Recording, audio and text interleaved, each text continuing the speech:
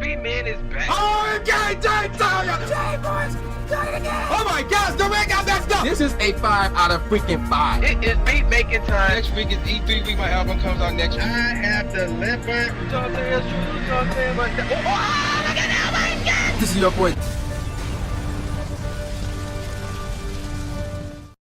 Alright, ladies and gentlemen of the YouTube citizens, y'all know who this is. This is your boy Dash the True Inferno. And here we go with another Overwatch gameplay. Now we are continuing me looking back of this year and the things that occurred this year. And we're gonna go from the most disappointing video games of the year to my top 10 video games of the year that I have played. So we sticking with video games that I have played. So yeah. There you go with that. I did something similar to this last year. I didn't do a top 10.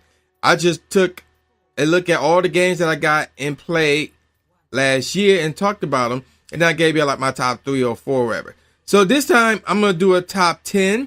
So with that said, let's get on with number 10, Street Fighter V. Now, yes, Street Fighter V did make my most disappointing games list.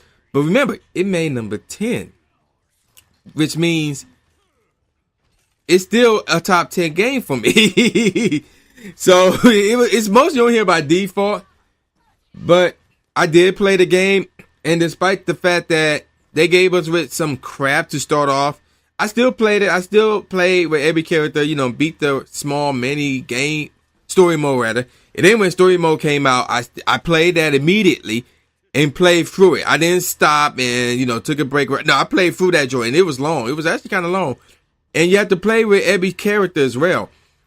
The one thing I failed to mention in last week's video when talking about the most disappointing games of the year is that Street Fighter V, when you play like the story modes, whether it's like that crappy version of story mode or the updated version, the game's still too easy. It's not until where you're Nash, Charlie Nash, and you have to go against Bison the last time before Charlie Nash died. It's kind of difficult there. And then everything else was pretty easy for the most part. And some people may struggle with the absolute last fight when Ryu took over and battled Bison. I didn't really struggle like that. So, yeah. But aside from that, you know, it's a good game. You know, remember, it got crossover. So PC players can game with PS4 players. So that's pretty cool. So you can't really ignore that.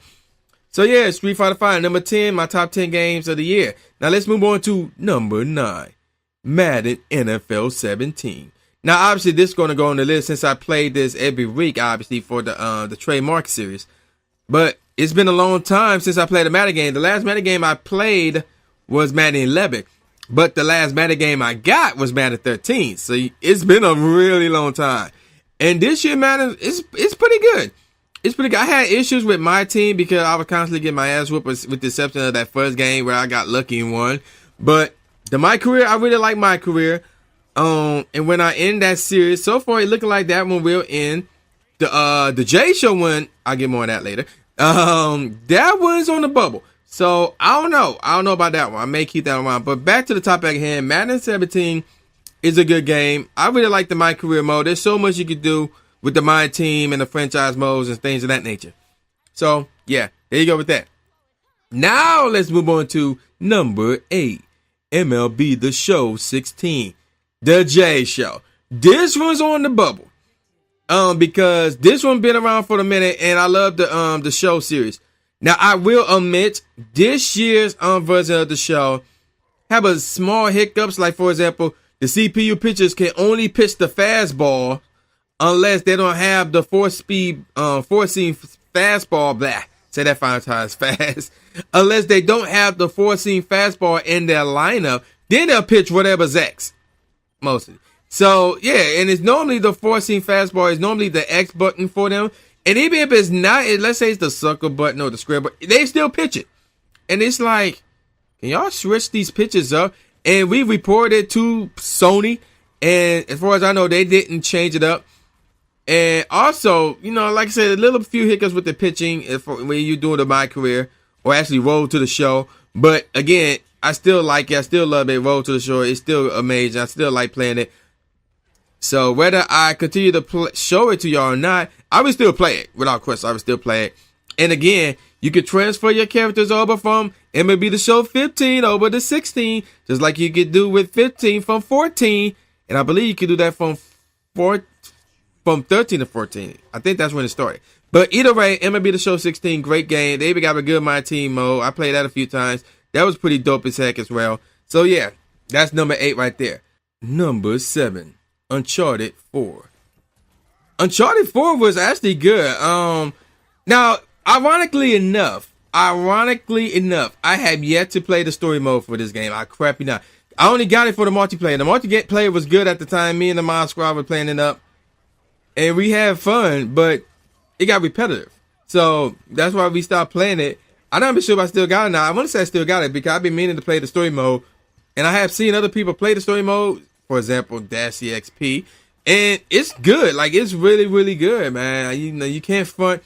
There's a lot of twists and turns with the story mode, and that's the one good thing about the Uncharted series. Even though I never play any of the previous Uncharted games, even though I think I have Uncharted 2 and 3, cause I got those at like a cheap sale or whatever. But anywho, the story mode for the Uncharted series has always been good. It's been really, really good.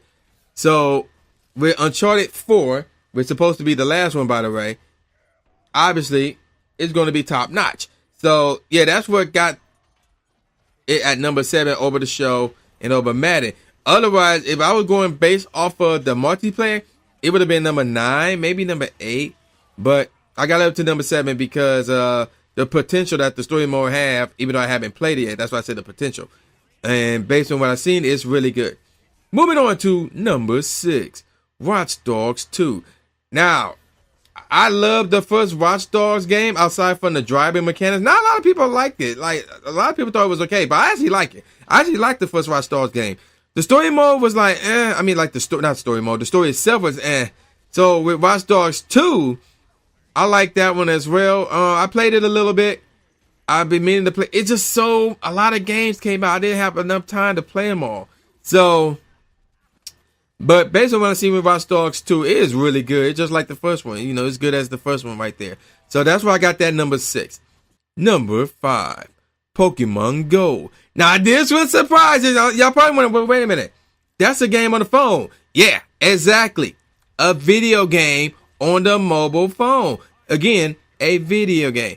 So, for those of you who don't know, I've been playing Pokemon Go every day ever since I first got my hands on it. It was funny because I heard like the vibe, and you know, everybody was talking about it. So I'm like, okay, let me try this game out, and I actually liked it, and I've been playing it ever since, man. I filled up my North American Pokedex, and now I'm looking for, and I got the Pikachu wearing the Christmas hat. I got a number of those, and I'm gonna evolve one so a Raichu can't be wearing a Christmas hat. And I'm looking for a Paichu and a Togepi and some of the Gen 2 Pokemon that you can only hatch for the eggs. And also, I'm waiting for the legendaries. And I want to go out of town, you know, to Australia, to somewhere in Japan, Kyoto, Tokyo, for example, and get those exclusives there. And I ain't gonna go there just for that. I always want to go to those places way before Pokemon Go drop. But when it comes to somewhere in Europe, like maybe Italy, Paris, France, something like that. Now, that's the reason why I want to go there. That's strictly because of Pokemon Go. But if it's something like Sweden, something like that, yeah, there's some hip-hop producers out there that I want to meet. But back to the topic at hand. Pokemon Go is an addicting game, I will admit, somewhere along the lines of World of Warcraft. But it's on your phone, though, so there's no harm there for the most part, that is. And it's a good game. I actually like it. Number 4, Overwatch. Now, the Video Game Awards gave the Game of the Year to Overwatch. And I ain't gonna lie, it is a good game. It's a really good game. You know, obviously, I'm playing it now, as you can see. So, yeah. And me and the Mod Squad, we were playing it for a while. They stopped playing it. I've been meaning to get back onto it again. So many games came out. So, I haven't really been playing games like that, with the exception of a small few that I only show to you guys. But I do want to get back in Overwatch again, because it is a fun game. I just say, matter of fact, it is the best shooter of the year, in my opinion. Some may say Titanfall 2, but for me, it's Overwatch. And do not say Infinite Warfare. Others might say that we mastered Modern Warfare, though. That was pretty good, I will admit. But I have to go with Overwatch. I have to go with Overwatch as my best shooter of the year. So yeah, there you go with that. With that said, number 3, Dragon Ball Xenoverse 2. This one got the craze right here. Everybody and their mama playing that Xenoverse. And funny enough, there's still copies in stores. It wasn't like a moment where, oh no, nobody could find a copy in the store. Just like the first Xenoverse. I remember those days. But Xenoverse 2, yes, man, that game is the truth. The story mode, I will admit, is kind of dumb. But to play with Super Saiyan God, Super Saiyan Goku, or play against Super Saiyan God, Super Saiyan Goku, and Vegeta and so forth and whatnot, and even Beerus and Goku Black or Black Goku, whatever he called himself, it's pretty dope. It's pretty dope. So they got some characters from Dragon Ball Super in that joint. I think Hit is in the game now. But yeah, that's pretty dope right there, man. Dragon Ball Xenoverse 2, one of my favorite games of the year. Number 2, Batman, the Telltale series. This one, oh my God, I seen it from Chris Move, Dash XP, and the game is lit. Even though it's mostly, hey, you gotta pick what your character say, what your character do. You gotta make sure your character does this move at the right time, whatever.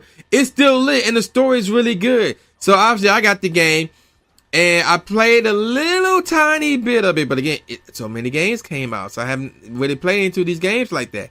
But based on what I have played and mostly what I have seen, this game is the freaking truth. Without question, Batman the Telltale series, to me, second best game of the year.